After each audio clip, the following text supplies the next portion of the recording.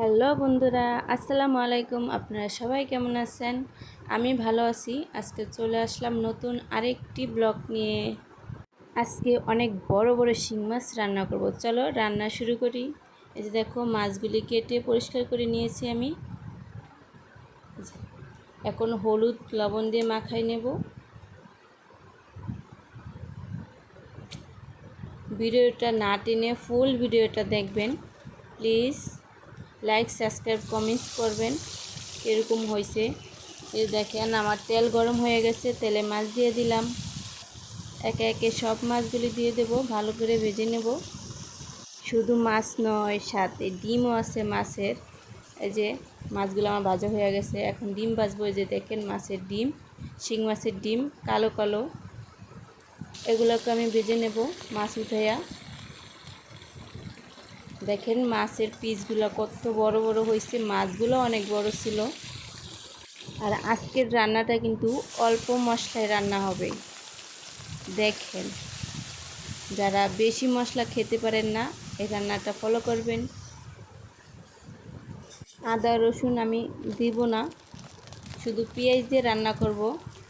আমার মা রান্না করে পেঁয়াজ দিয়ে, যে কোনো ভুনা, মাছ ডিম ভুনা, গুজ ভুনা পেঁয়াজ দিয়ে ভুনা করে, অনেক ভালো লাগে। কিন্তু আমার মার মতো রান্না করতে চেয়েছিলাম, হইল না। আমারটা পেঁয়াজ গলে গেছে।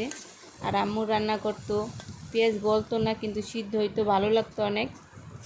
সেরকম হয় নাই, কিন্তু ভালো হয়েছে রান্না। দেখেন আমি পেঁয়াজ দিয়ে দিলাম, তেলও কিন্তু আমি অল্প তেল দিছি, কিন্তু পেঁয়াজটা একটু বেশি দিছি।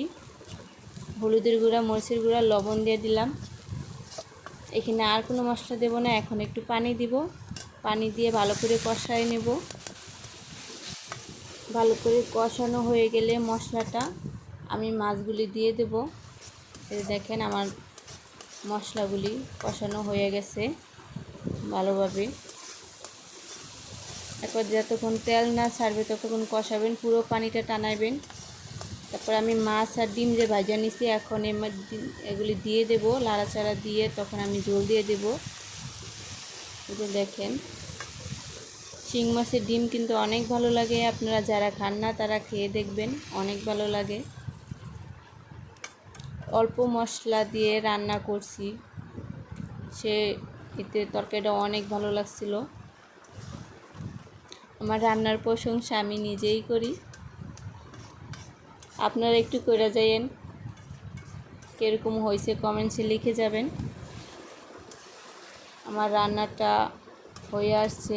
আমি উঠানের আগে একটু জিরার গুঁড়া দিব, এটা অপশনাল, না দিলেও চলবে। আমার কাছে ছিল তাই ভাবলাম একটু দেই। এই যে দেখেন আমার রান্নাটা কমপ্লিট হয়ে গেছে। আজকে এই পর্যন্তই। আপনারা সবাই ভালো থাকবেন, সুস্থ থাকবেন, আমাদের জন্য দোয়া করবেন। পরে আবার চলে আসবো নতুন আরেকটি ভিডিও নিয়ে। প্লিজ সাবস্ক্রাইব, লাইক, কমেন্টস করবেন, শেয়ার করবেন। আজকে এই পর্যন্তই। আল্লাহ হাফেজ।